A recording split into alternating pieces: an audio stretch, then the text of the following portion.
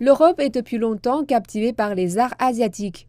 Depuis des siècles, les porcelaines magnifiques, les tapisseries fines et les peintures d'artistes chinois renommés suscitent l'intérêt des connaisseurs et se vendent à bon prix.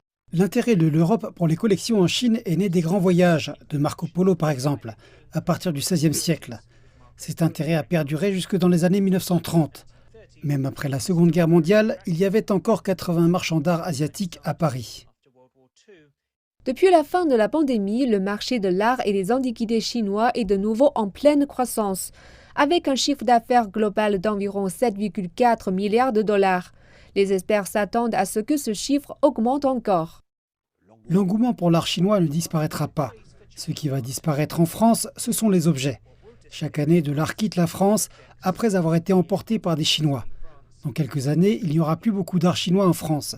Les objets restants seront principalement dans les musées. Les familles françaises vendront certainement les leurs. Le marché va se déplacer. Ce sera plus un marché sino-chinois qu'autre chose. L'avenir de l'art chinois est infini.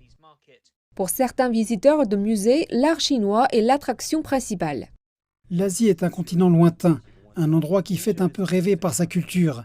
C'est très raffiné, très élégant, comme on peut le voir dans les peintures, dans la calligraphie et dans beaucoup d'art en général d'Asie et surtout de Chine. L'influence chinoise est indéniable.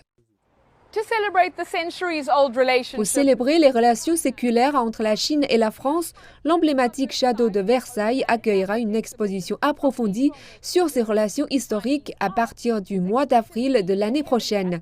L'art chinois devrait occuper une place importante dans cet événement.